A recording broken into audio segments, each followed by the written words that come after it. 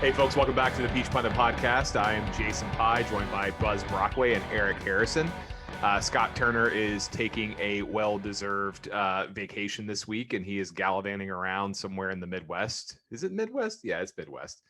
And doing things that, more fun things than we're doing. That is for damn sure. So, Eric, it's good seeing you, buddy. It's been a while. It has.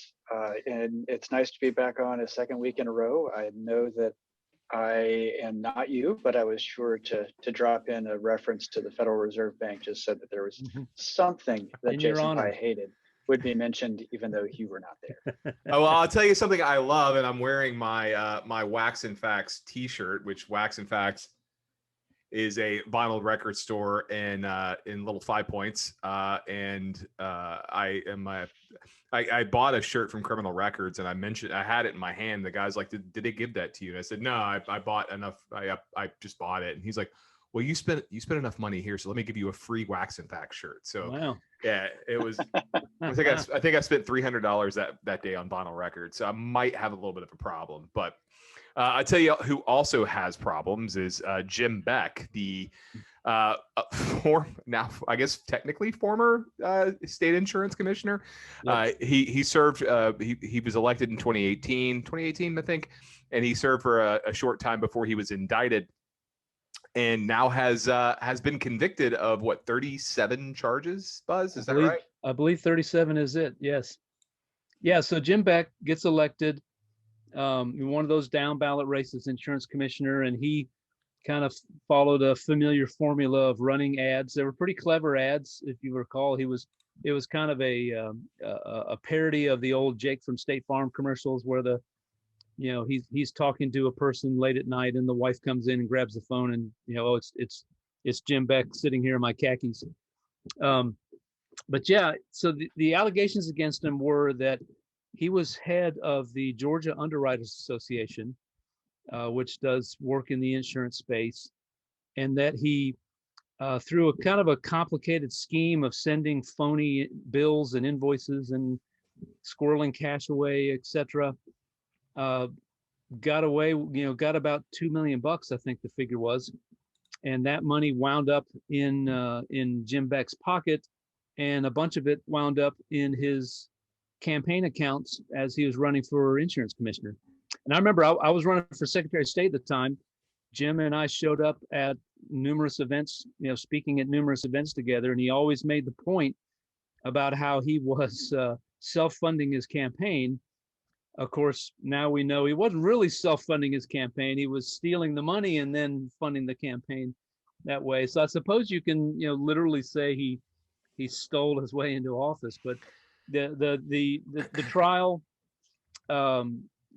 Jim got on the witness stand and mentioned that it wasn't his fault. It was he actually made the Georgia Underwriters Association profitable for the first time in its history. Why would you steal money from an organization you made profitable? Well, what other organization are you going to steal? You're not going to steal from an unprofitable organization. But he also, Bernie Madoff and Enron may want to have some words on that. Yeah, that is a horrible defense. with 37 counts being convicted, I know for at least a little bit, the state of Georgia was still paying his salary, even though we had a full-time interim state insurance commissioner. Is that still the case, or is now that we've got the conviction, the taxpayer is no longer charged with paying his salary for doing a job that he's not actually doing? Yeah, I think that's a great question. What the timing exactly is, I don't know. But excuse me. Yeah, we will not be, if we're not paying, if those payments have ceased already, I think that's probably true.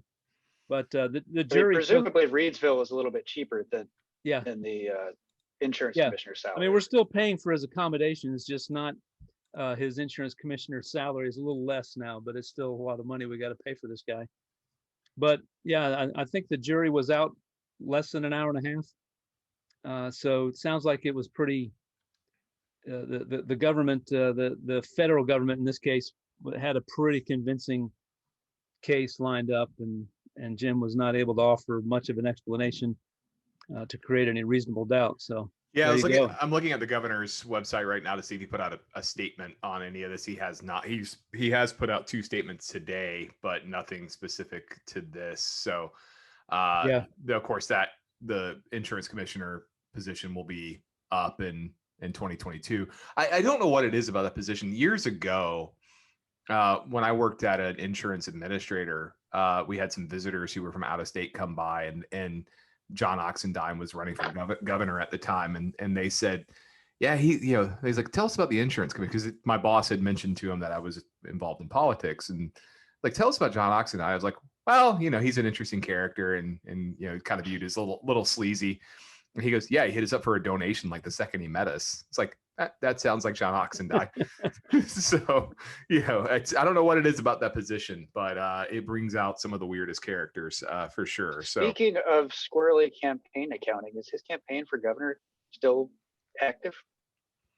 I know it was at least a year ago. It was still up and running. I don't know. I haven't seen it. I haven't looked. Mm-hmm. I haven't looked. Buzz. Well, I know he's had ongoing battles with the Ethics Commission for years about activities that went on during and after his campaign for governor. So, as we were saying, a little sleazy. Yeah. So, and if I froze there, I'm sorry, my VPN decided to cut out for a moment. No, we got you. So, I guess moving along. So, because this one is particularly intriguing to me.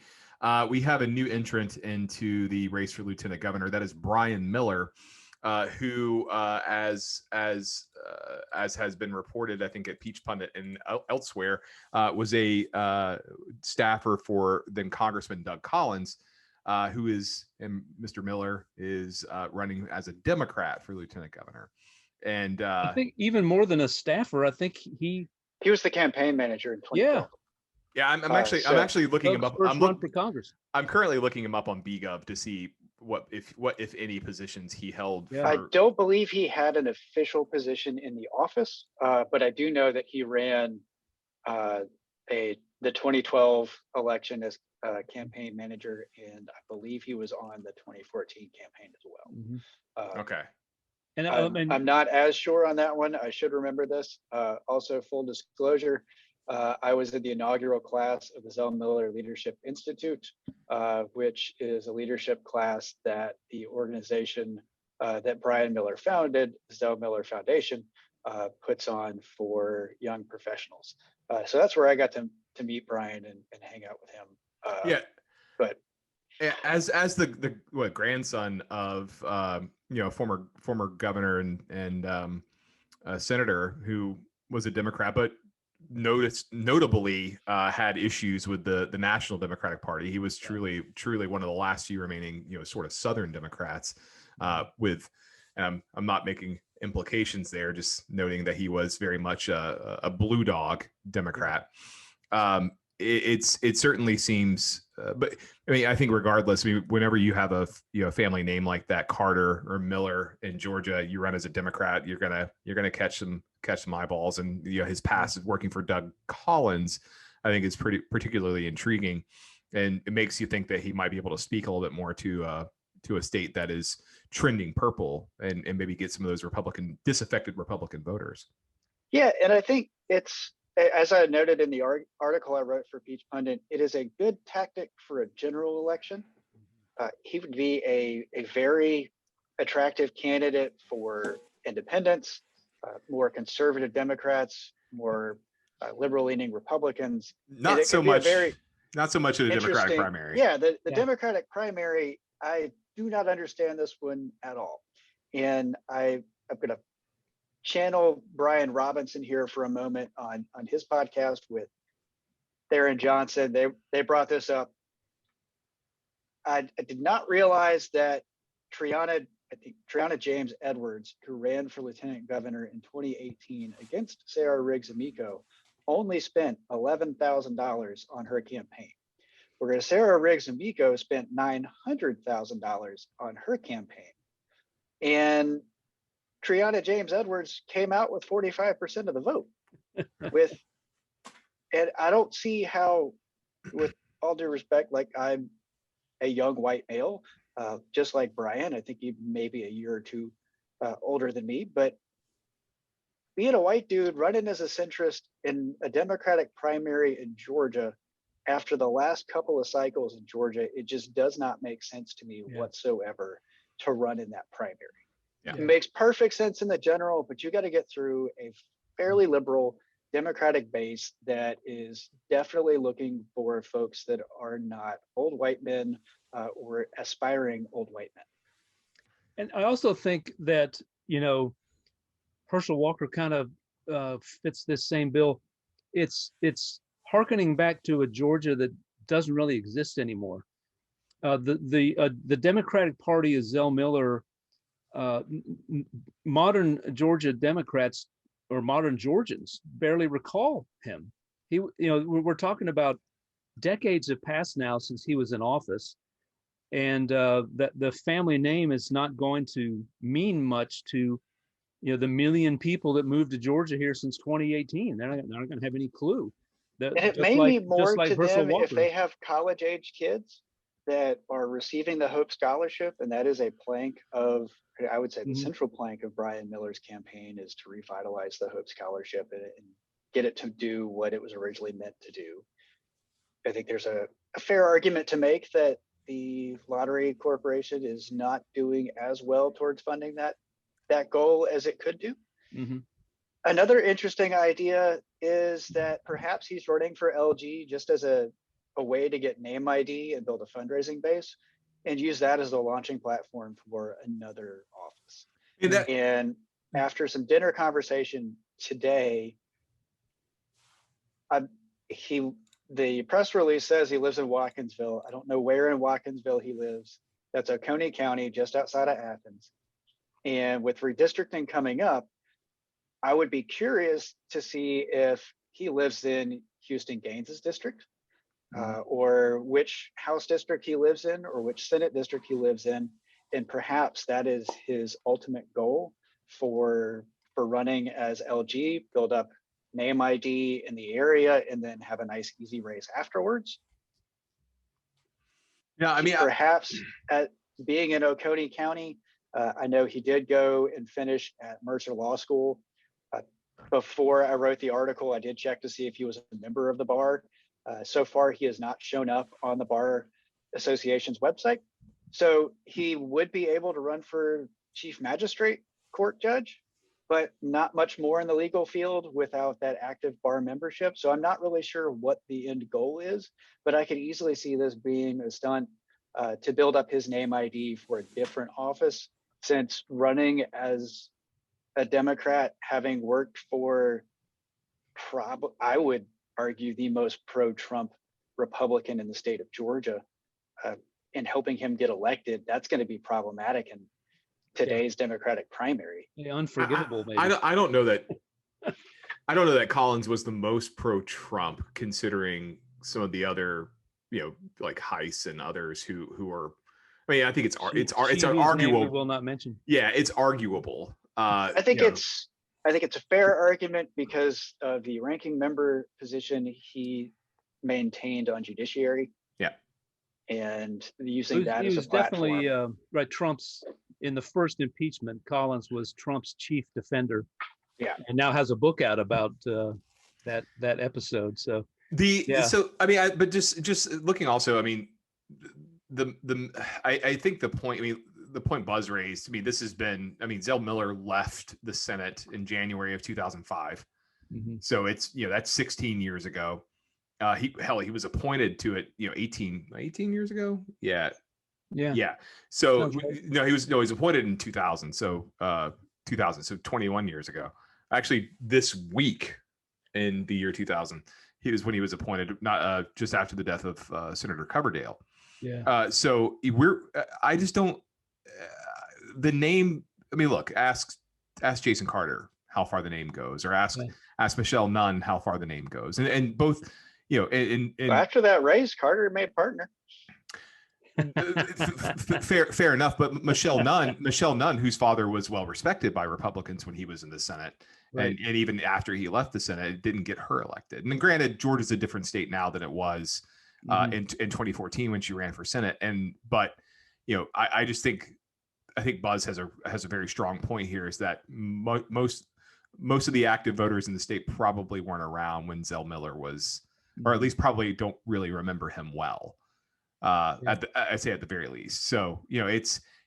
I mean, I was in high school when he finished his term as senator. Yeah, so. I was 24. Thanks. Buzz was a little older than both. I was 17. So, I mean, you aren't that much older than me, Brian. Yeah, fair enough. But no, but we also have other news on the also on the Democratic side, that Elena Parent is rumored to be running for lieutenant governor, and I think we speculated about her a few weeks ago before I took my week off, so I could get a bill through the House Judiciary Committee. But we speculated on her future and whether she would run if given the rumors that Stacey Abrams, whether she would run for something given the rumors that Stacey Abrams might not run for governor. Yeah, so Niles Francis at Peach State Politics had this in his newsletter that Elena was gearing up to run. It's been rumored for a while that she was looking at that race, and there are a couple of Democrats running for that. About Eric Allen and of Cobb County, and Derek Jackson of down south of Atlanta. But Senator Parent would be the bigger name in that race for sure. Yeah, I'm trying to pull up my fundraising numbers here because I was still working on that and didn't quite get finished with what I wanted to get finished. While you're doing that, one of my favorite times working in the Senate was when now Supreme Court Justice Bethel and Senator Elena Parent were in the chamber together. And while they often disagreed on public policy, they had some of the best debates on the floor that I would watch as a staffer. And she can hold her own. She knows where she's coming from. She knows her policy very well. And she could be a very formidable candidate, both in a Democratic primary and the general election, depending on who makes it out of the Republican primary. Definitely. Yeah, and I mean, the Republican primary being what it is with Butch Miller and him being, I guess, I don't know about the front runner, but certainly there doesn't seem to be a lot of, based on what I got here in front of me, and this is just fundraising numbers. Only a couple other Republicans who have announced, and but that would be a hell of a race to watch.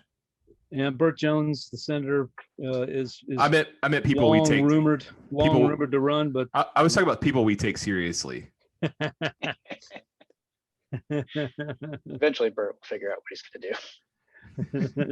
but I think it does leave open question, like, and this is higher up. Maybe Parent is thinking too low. Maybe if Abrams doesn't announce, maybe she should run for governor. I mean, we've had governors jump from state Senate before, Sonny Perdue being one of them.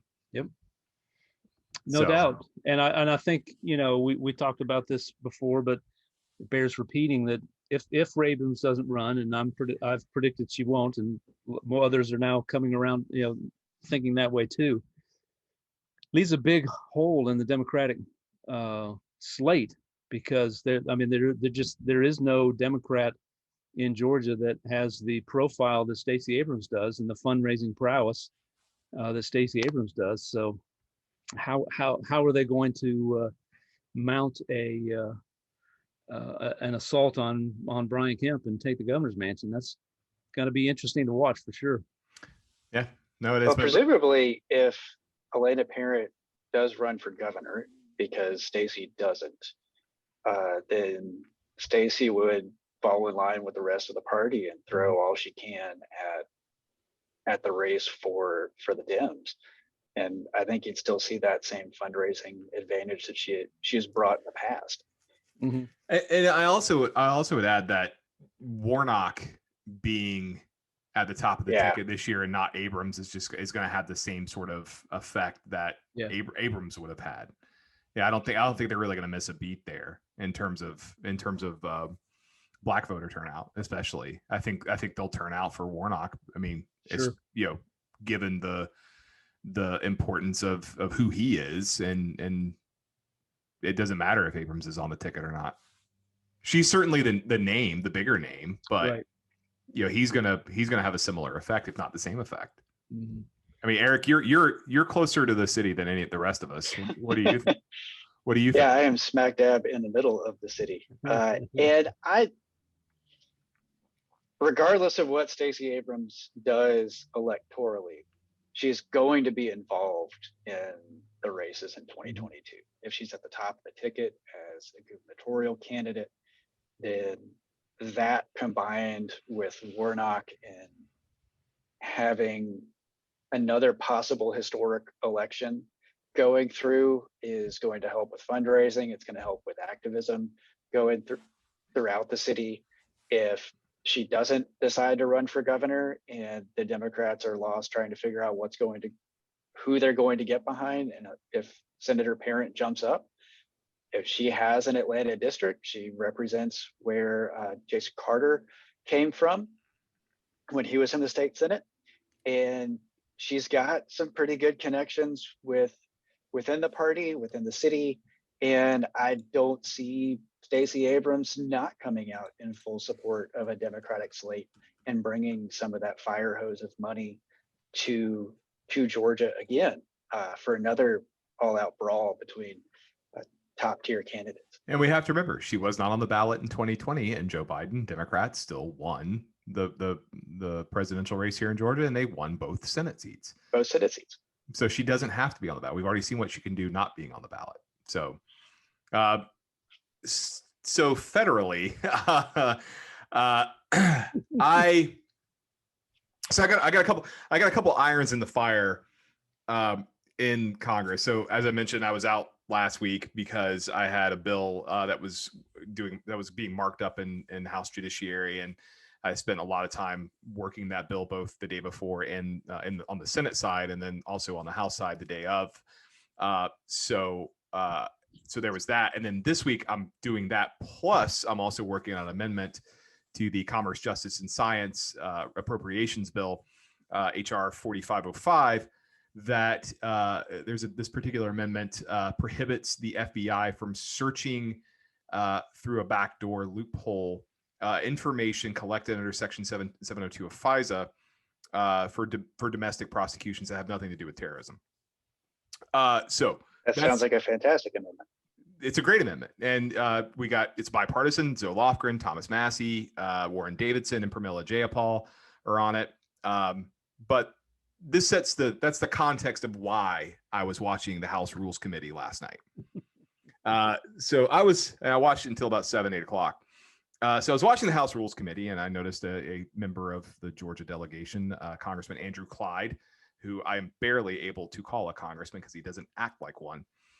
He presented an amendment he had to the CJS. They were considering 3 bills in rules last night, but the relevant amendment he was presenting was related to the CJS appropriations bill. And it was a Second Amendment related issue. And so earlier that day, you had 4 police officers, one or two from Metro PD, DC Metro Police, and the Capitol Police, 2 others from the Capitol Police, who testified before the Select Committee on the attack, Select Committee to investigate the January 6th attack on the Capitol. It's a mouthful. And Congressman Jamie Raskin is a member of that Select Committee. Raskin is also a member of the Rules Committee. And Raskin, when he got his time to ask questions, he really focused on Andrew Clyde, because if folks may remember, back in May, Clyde made a comment that has since become somewhat of a meme for Democrats. He was referring to the January 6th attack on the Capitol, or more appropriately, the insurrection at the Capitol. Clyde said there was an undisciplined mob. There were some rioters and some who committed acts of vandalism. But let me be clear, there was no insurrection, and to call it an insurrection, in my opinion, is a bold-faced lie. Watching the TV footage of those who enter the Capitol and walk through Statuary Hall showed people in an orderly fashion staying between the stanchions and ropes, taking videos and pictures. If you didn't know the TV footage was a video from January 6th, you would think it was a normal tourist visit. So, So being who Raskin is, Raskin, asked Clyde if he still stood by those comments. And after some back and forth in which Clyde tried to sort of wiggle his way out of it by basically looking at the chairman of the committee, Jim McGovern from Massachusetts, McGovern basically said, "Well, let me tell you how this works. I think we should all keep our voices down," because there was some raising of voices, and he's like, he gets to ask you questions. That's how this works. And so Clyde finally, Clyde finally relented and answered the question. He said he didn't. He still stood by the remarks, and he basically said that it was what he said it was. Now, Eric just messaged this to me, and I think it's important to show. If you want to let me share screens, I've got it up in a window. So this is Andrew Clyde on January 6th. This is Congressman trying to Clyde barricade a door into the House chamber with what appears to be a bookshelf, or a credenza of some sort. And I'm not sure that one really engages in that as a standard practice when there are normal tourists wandering around in Statuary Hall. Especially ones who go around shirtless with animal skins on them and a weird a hat with horns. The QAnon shaman, Jesus, who is getting a full organic diet during his time in prison. That's correct. Yes.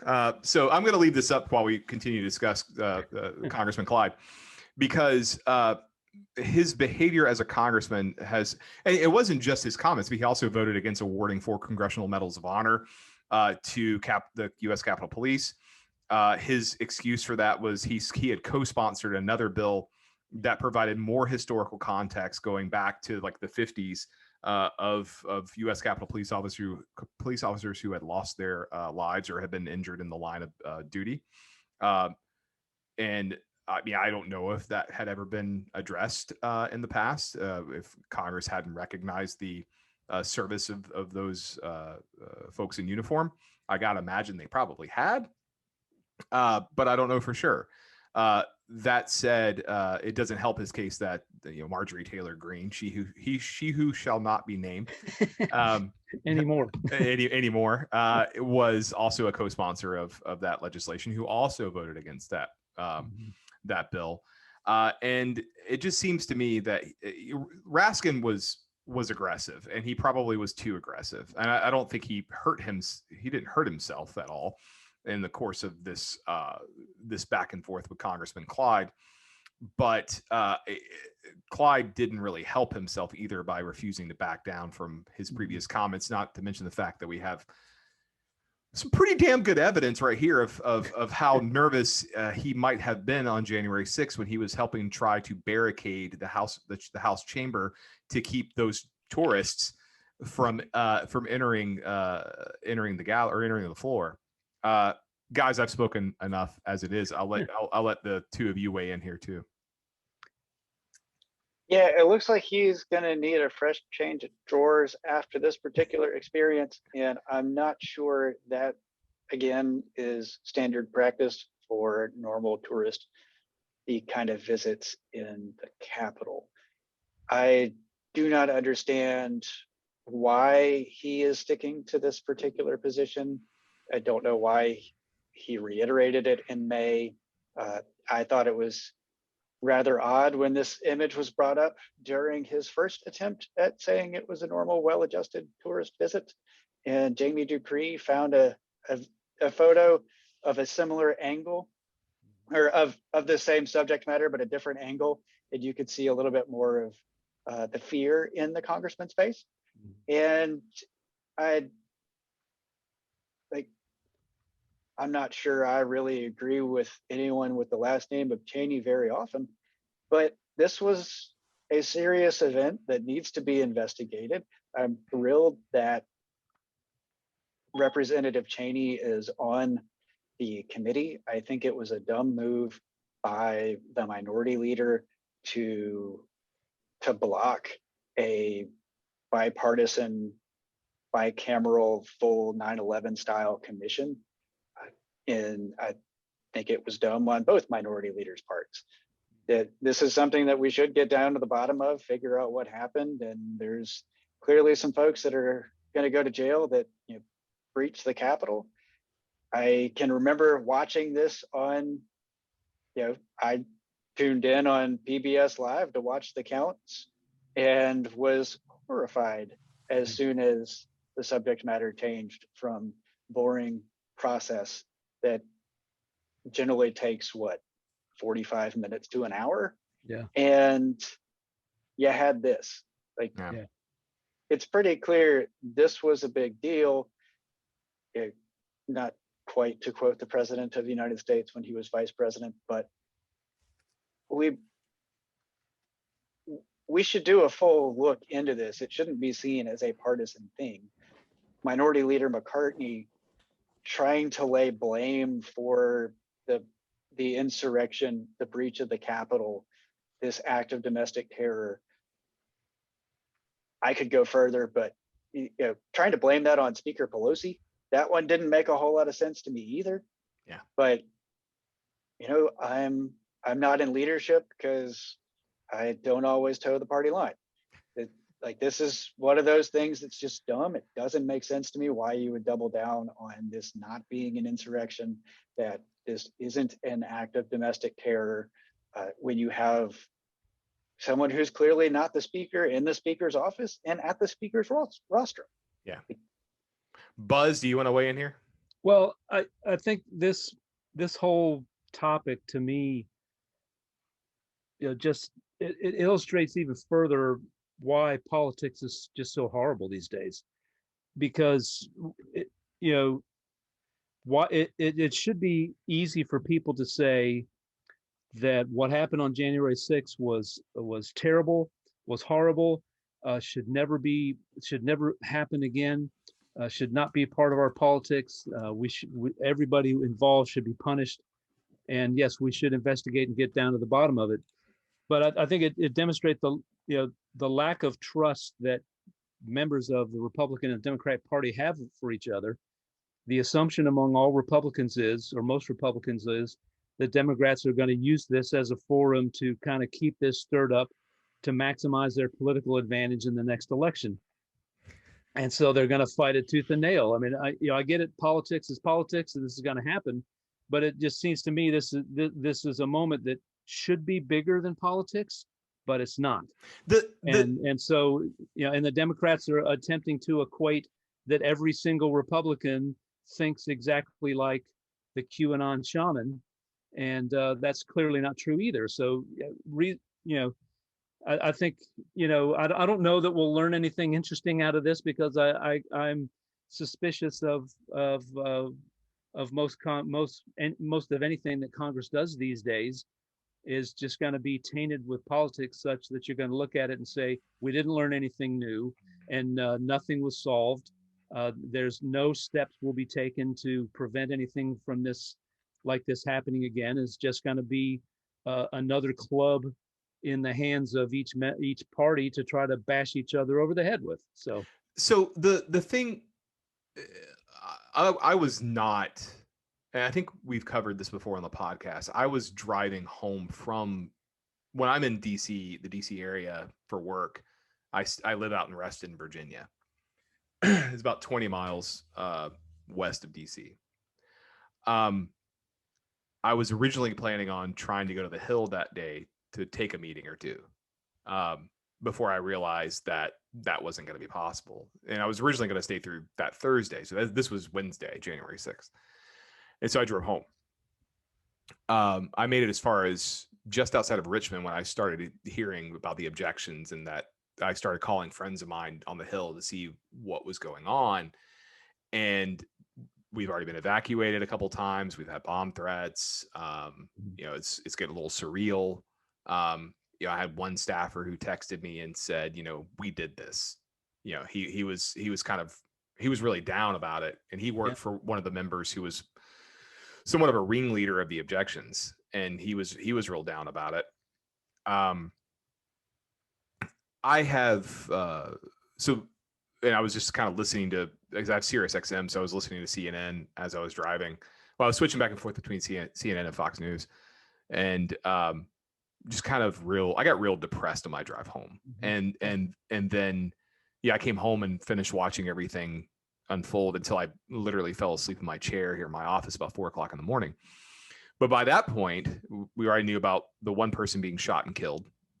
And that one hit particularly close to home for me because I walked through that door where she was shot and killed.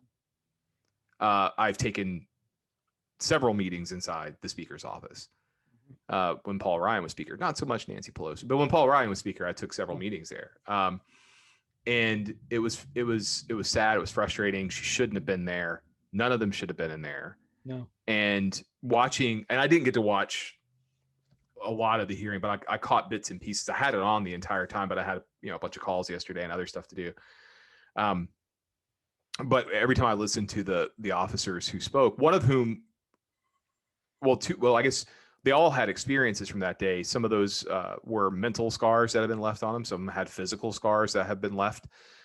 You had the officer Fanone who had a heart attack while being assaulted by protesters. You had the one officer whose name escapes me at the moment, the very large officer, the dude who I would just surrender if he were after me. There were racial epithets hurled at him. He had said he had never been called a certain word while he was in uniform until that day. It brought back a lot of the anger and sadness I had from on January 6th and frankly the days after. And I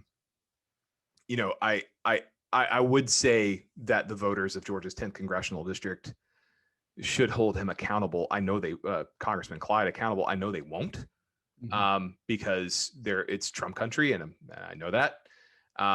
But I think the bar for a congressman has been set very low by some of these folks. The good folks at Georgia 10 and the good folks at Georgia 14 deserve better than the representation that they currently have. That's correct. Yeah, and look, there's no doubt, if you watch the video that the New York Times put together, that's a moment by moment recounting of the events of that day. It's shocking, and it's for me, I don't work in DC like you do, Jason, but I came home. I forget where I was, but I had some meetings, and I came back home, and I saw that this was happening, and this is unreal. This should never happen in a functioning representative form of government. It should not happen. Yeah. And that New York Times video that they produced, everybody should watch it, because it will clearly lay out that there were people who got caught up in like any mob. This is why mobs are bad. People who got caught up in the moment and did things. But there were no doubt that there were people there who came to Washington that day for the sole purpose of trying to wreak havoc and do harm and potentially even kill people and members of Congress and members of Congress, even the vice president. Yeah, even the vice president. There were no doubt, and now whether, and I think part of the problem is, with Congressman Clyde, he's playing semantic games.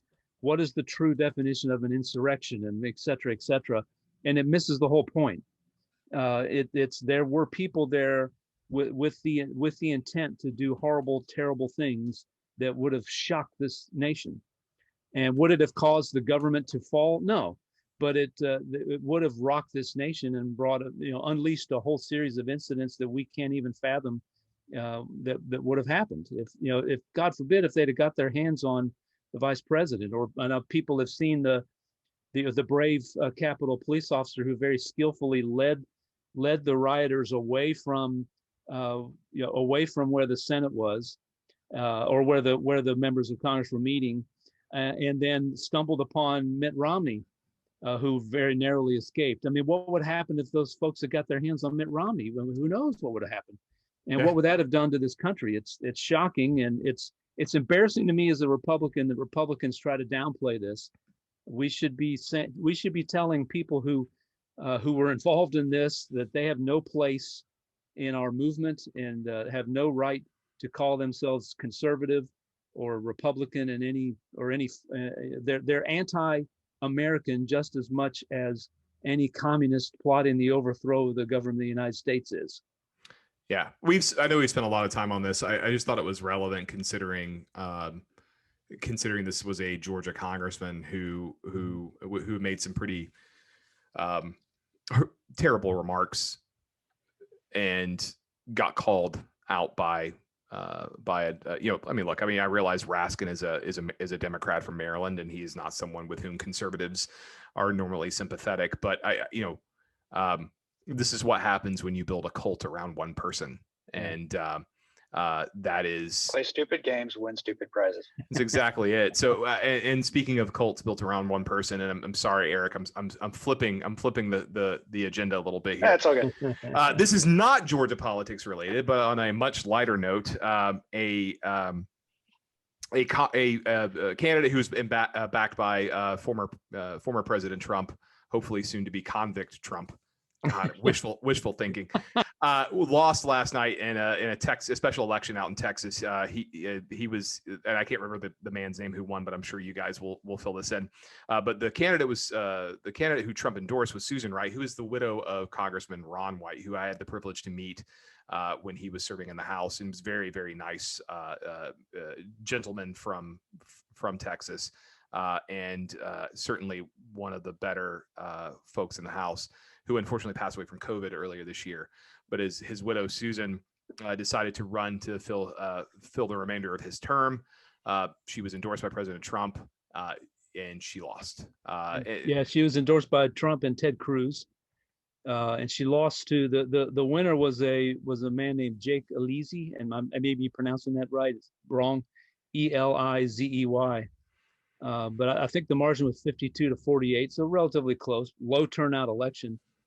But yeah, this was Elizey was endorsed by Jake Crenshaw and Rick Perry. Dan Crenshaw. Dan Crenshaw, yes. Dan Crenshaw and Rick Perry, who people have thoughts about Dan Crenshaw, but he has at times has become a Trump critic, and certainly on the opposite side of the race here. And so what was interesting, I think, here was there's actually a really interesting story about him in one of the books that have come out about Trump's presidency. And I will Buzz, you got to read that book. Frankly, we did win this election because there's a story in there about Dan Crenshaw. Go ahead. Well, I was just going to say, Trump in typical fashion is blaming other people for this and saying it wasn't his fault. He didn't really, he's saying, well, we had two great candidates, and and he's tossing David McIntosh, the president of the Club for Growth, under the bus and saying it was his fault. He deceived Trump and tricked him into endorsing a loser candidate in Susan Wright.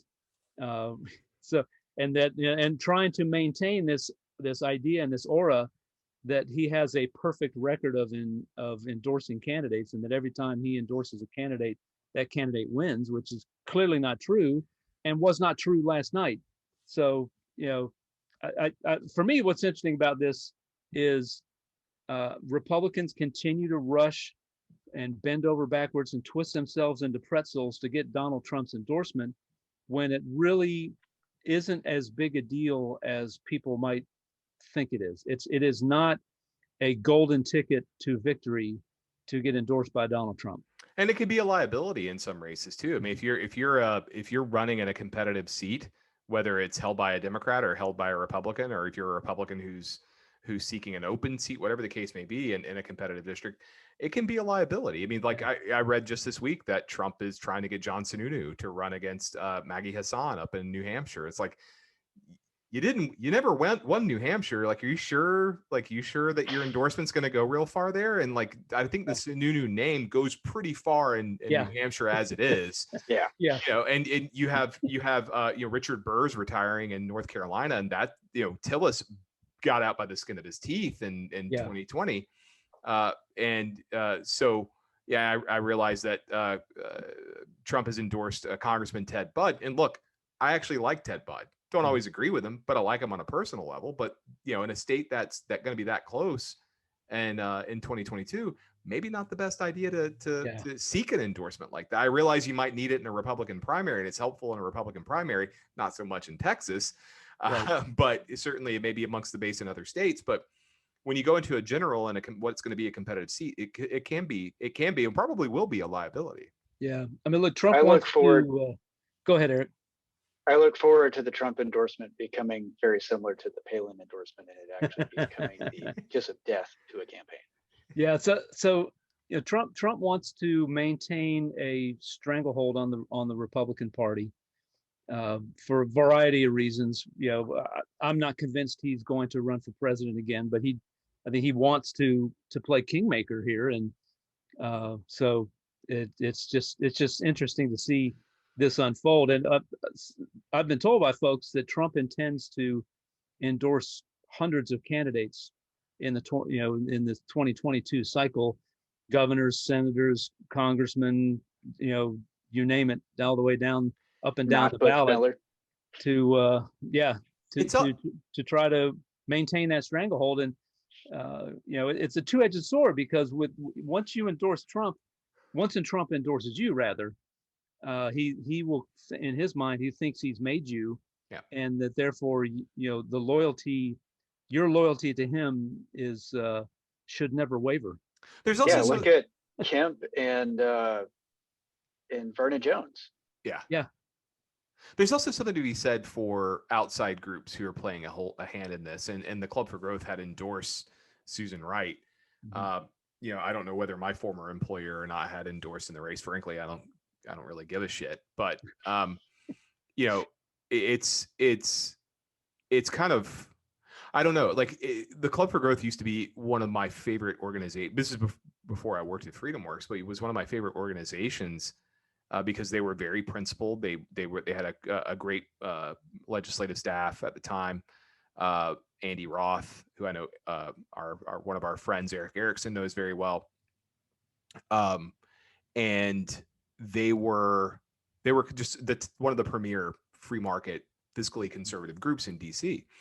And they've had leadership changes since. I mean, I think Pat Toomey was the president of the organization. Who Pat Toomey, now a United States senator, was the president of the organization at the time when I first discovered the Club for Growth. But today, I mean, it's just not the same organization. This is a group that used to trash Trump whenever they had the chance because he was too populist. He didn't believe in. It's not that he just believes in fair trade. He actively opposes free trade. Mm-hmm. And which was one of the core tenets of the club's beliefs. And it just seemed everything I'm saying I could say just about any group in DC, mm-hmm. Where they've just really fallen off. And it's not about standing up for principles. It's more you're acquiescing to that cult of personality that we discussed. Well, this is one of the issues I've had with several of my friends on the right is we don't have a great deal of intellectual heft anymore on the right. Like we used to be the party of ideas. Yeah. And now we've got a bunch of bad ideas that are coming out of party. Yeah. And there's a bunch of bad ideas coming out of the loyal opposition party. The equal opportunity for bad ideas between Republicans and Democrats.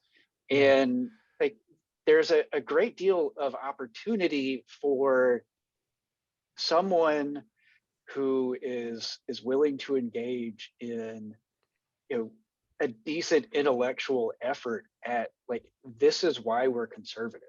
Mm-hmm. You can talk about the tax issue, and cutting taxes is great. I hate paying taxes.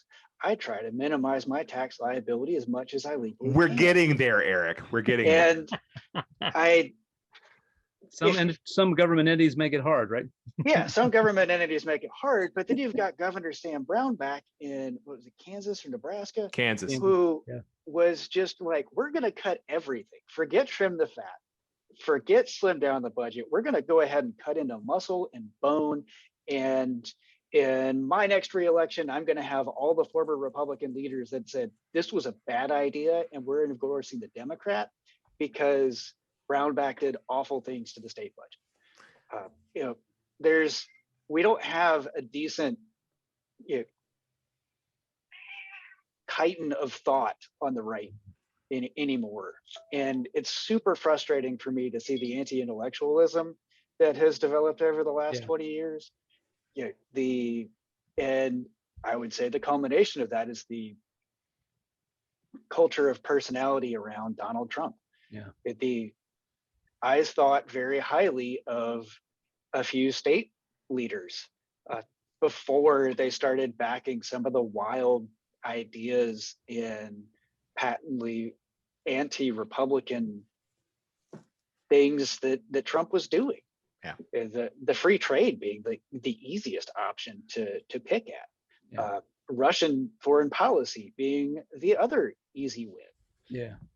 Well, I think that's what's interesting about this special election. I know it's a special election and you should be careful interpreting, reading too much into it, but we'll see what happens in the days ahead. But is this a turning of the tide where Republicans are saying, we're going to, Texans especially, maybe more independent than other Americans, Texans are saying, no Donald Trump, no outside organizations. We'll pick who our congressman is going to be, and we'll move forward from there. And does that embolden other Republicans across the country to say, we should just pick who we think the best person is, and who has the best ideas, and who's put forward the best platform that's going to go and represent our values. And we don't have to be the party of Trump. We should do what we used to do and be the conservative party.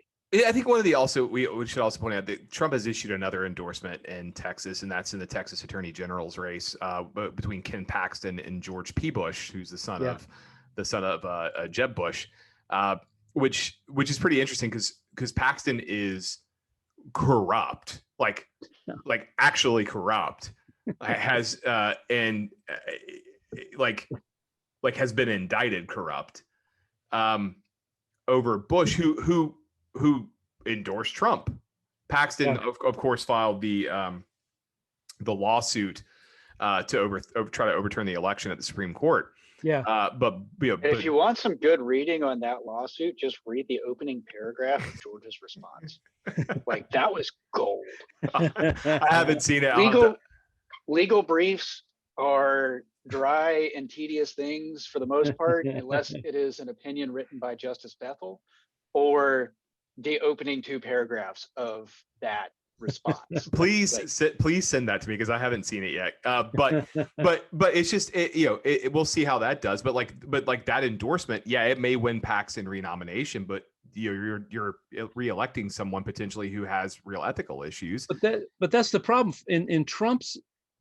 It gets to Eric's point. It's not about principle. Trump did not endorse Paxton, or really endorse anybody else that he's endorsed based upon, this person has great ideas and I like him.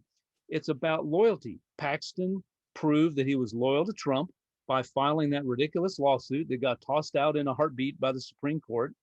And that's all Trump needed to know. He's loyal, endorse him. So, and the only other thing I'll note before I go to the topics that Eric really wants to discuss, and that's the sole reason he is here tonight. The sole reason I'm here. I get to see you again for the first time in ages. Yeah, that's true. Last time we saw each other was pre-pandemic, I think. So, yeah, wasn't it? Well, I guess we saw each other on Zoom in September, but that doesn't count. And we did have one. I think it was shortly after vaccination over at the Monday Night Garage. Pre-pandemic. I think that was pre-pandemic, but we'll get to that. We'll get to that in a second. If that was out in West End, that was pre-pandemic. Okay. So what I was gonna say on the intellectual front, I mean, and I have been spending some spare time starting to write a book, and some of it is about really I'm focusing on the things that bring us together rather than divide us, because that's where I'm at personally right now. I'd rather work on things that bring us together rather than divide us. And I even say the same thing, that the days of William F. Buckley, and look, I'm not a big Russell Kirk fan, but he is a conservative. He was a conservative intellectual, and we've seen what's happened to George Will, who not so much a conservative intellectual, but he is a thought leader. Right. I would say he was the closest we had to an intellectual titan. Since Buckley died. Since Buckley. Yeah. No, I would agree with that. But he's been demonized and largely cast aside by the conservative movement. George Will is a conservative. Yeah. And Max Boot. He's a neocon. So I say all that to say I don't know what the conservative movement stands for anymore, and it's not my movement anyway. So I really, it's their problem. But all I say is we need two functional and healthy parties, and I don't see that right now. I see both parties, neither party's living in reality. But Republicans seem to be way more out of touch with reality than Democrats do, at least at the current moment. I still ain't gonna vote for a Democrat. So let's see here. Eric's Democrats. Eric's taxes are going up, and Eric. Yep, my taxes have the possibility of going up. There's Eric is an open hearing on the 2nd and the 9th APS. Even though the tax digest went up about $4 million, the Atlanta Public School Board would like to raise the millage rate. And this is highly frustrating to me because the kids that hang out in my neighborhood, I have a decent relationship with a lot of them, and a lot of them are not being served well by Atlanta Public Schools. And it is very frustrating to me to see that there are a few areas in the Atlanta public school system that get a lot of attention, and there's the rest of the system that doesn't get a whole lot of attention and resources. And you wouldn't be referring to the haves and have-nots, would you? I would. And if we want to actually have equal opportunity for folks in a free market economy, we have to make sure they have an equal opportunity for a decent education. Gotta level the playing field. That includes a third grader being able to read. And one of my favorite neighborhood kids has a great deal of difficulty with that particular subject, and he is in third grade. Watching them play Monopoly, while it is an awful game, because as soon as there's so many reasons why it's just a bad game in general. There are so many other better ones, but watching them play, it's heartbreaking because one, they can't read the card titles, and two, they have some difficulty with adding and subtracting the numbers for money. So when APS is trying to say, hey, that $40 million that we had, the digest is much higher for the take than it was last year. And on top of that, they want to raise the millage rate, which Atlanta and DeKalb County are unique compared to the rest of the state because these two jurisdictions have essentially a legal waiver over the 20 mil cap that the state has set for local education authorities. So my taxes are already above 20 mils for APS, and they're trying to go to 21 and a half, I believe. Let me try to pull it up again. But it's one of those where APS has one of the most top-heavy administrative budgets in the state. I get it that real estate here is a little bit more expensive than most other parts of the state. So building schools is a little harder because you have the land acquisition costs. But for the love of God, can we get some decent stewardship of the funds that are being collected? On top of this, you're already getting a whole bunch of stimulus funds from the feds. And it's one of those, as someone who likes efficient government, I understand the need for taxes as much as I abhor paying them. And I have great issues with the whole process of income tax withholding. But can we get some decent stewardship? Blame Milton Friedman for income tax withholding, but I mean, to quote the eloquent intellectual Chris Rock, it's a jack. Well, I mean, just to amplify that, if I might,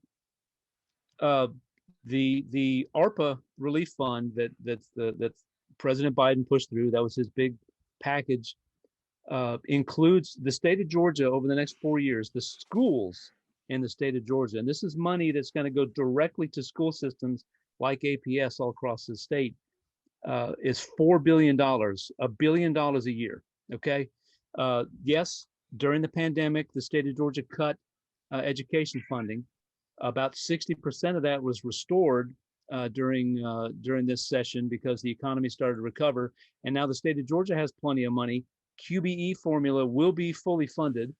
Brian Kemp will this next year keep his initial campaign promise and complete a $5,000 per year teacher raise that he had promised. The schools are, and as Eric pointed out, property values are increasing, which means that schools are also receiving more money due to property taxes. Schools are right now flush with cash, and they will be for the next 4 years because of this $1 billion flowing down. It really angers me. Cobb County, I think, was holding hearings saying, "Hey, come and suggest to us how we spend this money." They don't know what to do with it. They don't have enough ways to spend it, and yet here's APS saying, "Oh, we got to raise taxes." Don't tell APS, because APS will say, "Give it to us, we'll spend." Yeah, and really, and here's the thing. This is what should be happening. Okay, we know that prior to the pandemic, there were students who were behind grade level. As Eric pointed out, there were kids who struggle in all sorts of subjects. There was an achievement gap between the haves and the have-nots. That worsened during the pandemic. How much, we don't know yet, but it could be significant. There are across Metro Atlanta, the AJC reported, there were at least 100,000 students who never logged into the system, the electronic Zoom system, to participate in school. They don't know where these kids were and what these kids were doing. So I mean, look, you've hit a hot spot for me. This really angers me. What this money should be doing, and to Joe Biden's credit, he urged that the bulk of this relief money coming down, this $4 billion that Georgia's going to get over the next 4 years, he urged that it should be used to try to close that achievement gap. And the requirement is that at least 20% of it be spent that way. 100% of it ought to be spent that way. And what we should do is say, at the end of 4 years, there shouldn't be a single student in the state of Georgia who is not on grade level in subjects, especially reading and math. So anyway, that's my rant. But that's what should be happening with all this money that they're up to their eyeballs in money right now. And that's what they should be spending their money on. And I need to make a quick correction, because I missed the, in parentheses, in thousands. The 2020 tax digest adjusted was 36.6 billion with a B dollars. The 2021 adjusted net digest is 39.4 billion with a B. And this is not including the proposed millage rate increase. Wow. I don't have kids, but I still pay property taxes, and I would like a waiver. That's all I'm saying. I would like a waiver. I don't have kids. I don't particularly want kids. So whereas why do you hate the children, Jason? Because they are very loud. and they I don't have kids either. But I recognize the common good of paying into the school system so that, perhaps later on, if I need to go see a doctor, that, that person was educated properly in K-12 and didn't just like skate through somewhere, or that the carpenter I hire knows geometry better than I do because I struggled in trig. Like there's reasons why I want these kids to be educated and have an equal shot at participating in a level playing field in the economy as a whole. Yeah. And the fact that Atlanta is just gonna Atlanta and find some more money to set on fire for I'm not sure what, it's super frustrating. Like I haven't seen any numbers, and if someone has them, by all means send them over. I like reading budgets. I'm a nerd. We all know that. Yeah. But I haven't seen anything that shows that they're trying to cut costs and administrative costs when they do have one of the top heaviest administrative costs in the state. That is 180 school systems, and Atlanta is easily in the top 3, if not number 1. Yep. Look, overall school enrollment in the state of Georgia dropped 2.2%. The number of kids being homeschooled more than doubled, and doubled across the country, and more than doubled in the state of Georgia, according to census numbers. So I think, the signs are there that, and a poll after poll after poll shows that parents do not want the school systems to continue, once the pandemic is over, continue doing what they were doing pre-pandemic. Now, what parents are looking for, I don't know that there's a coherent policy mix there of what they want them to do, but what they are saying is, we didn't like how it was before, we sure don't like how it is now in the middle of this pandemic. And if, what we've seen as a result of COVID, all sorts of things, all sorts of industries and things have been disrupted, and education's being disrupted, and school systems better wake up and realize that this disruption is coming and respond to what their constituents want, which and do generally it for is the just children. give a good education. Don't do right? it to enrich your government contractor friends. Yeah. Well, speaking of the children, boy, I don't know where this one's going. Kanye West is currently living. You see what I did there? He's a neighbor. Is now Eric's neighbor, and he is currently living in Mercedes-Benz Stadium, according to the Mercedes-Benz Stadium spokesman, while he works on his album, which is supposedly due out on August 6th. This is weird. But I think that's par for the course with Kanye West. But this is weird. Yeah, I mean, Kanye's going to Kanye, and Atlanta's going to let him do it. So I mean, go for it. Like, it's kind of cool having a neighbor. For those of y'all that don't realize it, I just have to turn right out of my driveway, walk up the hill a little bit, and I can see the stadium from. Well, hey Eric, he may need some help. He's trying to finish up his album Donde. So I saw the photo of his living arrangements, and I can assure you my guest room is far more plush. And so is mine. If you want to mix with the people, I mean, there's a MARTA bus line that picks up right outside my driveway, and it drops off right in front of the stadium. So I mean, what's interesting? I mean, Kanye is an interesting guy to me. He doesn't. I mean, that's barely a full size bed. Yeah. All right, so I've got to tell you this. I was listening. It's a twin long. I was listening like to. I had in college. I was listening to 92.9 The Game the other day, and they once a week they have Darren Eales, I guess he's the president of Atlanta United, and they talk about Atlanta United and stuff, and they bring this up. Hey, Kanye's living in the stadium. What's that like? And he's like, hey, it's pretty cool. We do our thing, and he does his, and we don't get in each other's way. He's apparently turned one of the locker rooms into his recording studio, and then as as the pictures floated out, he's sleeping in there.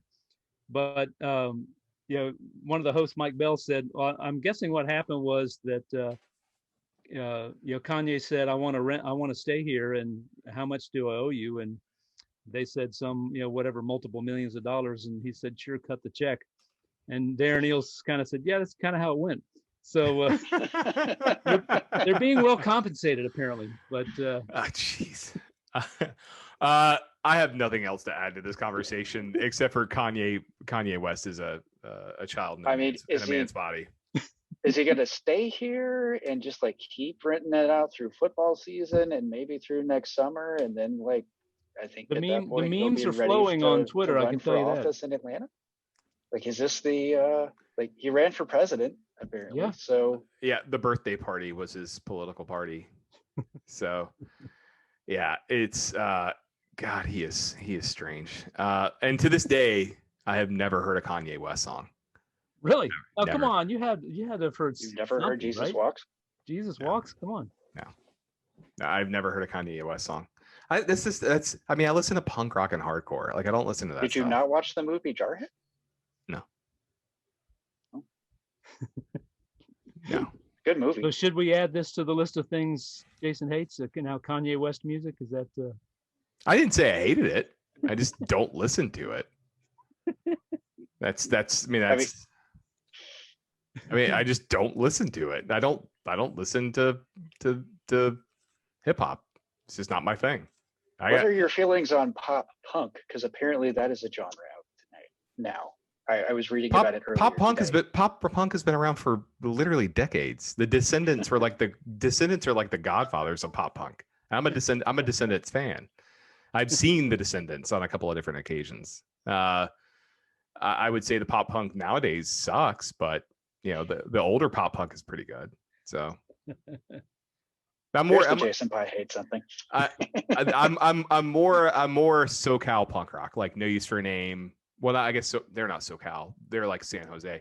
But like NoFX, No Use for a Name, Lagwagon, MXPX, which is more Washington State. But yeah, I mean, that's the kind of stuff I was. You're a big Misfits fan too, right? I have a Misfits tattoo on my leg. Yeah, got that on me at Kingdom Tattoo in Decatur. So if anyone watching is in need of changing up their Spotify routine, you now have a bunch of options. Oh no! If anybody who's watching or listening to this podcast, if you would like to listen to some good punk rock, I have a playlist with 550 songs that has your name on it. We are out. Make sure that you drop it in the show notes. I refuse. And one of you will be writing the show notes. My dinner's ready. We are out of time. Y'all have a good rest of your week. We hope to see you next week. Until then. Keep reading on peachfund.com or check out each of our Twitter accounts. I'm at Pie on Twitter. Buzz is, I think, as Buzz Brockway. Eric, yep. I don't even know if you're on Twitter. I am on Twitter. I'm not particularly active, but I am at SR2NDBLACK. There we go. Because at one point I was a senior second degree black belt, and I decided that would stick. Wow. Mine's just my last name. Yeah, you lucked out. You got a 3-letter like OG handle. Yeah. I had to go through some hoops to get that though. Because I had a contact at Twitter who was kind enough to take that away from someone who hadn't used it in 5 years. Oh, nice. So yeah, I stole it from someone. All right. Peace out, folks. Y'all have a good one. Bye, y'all.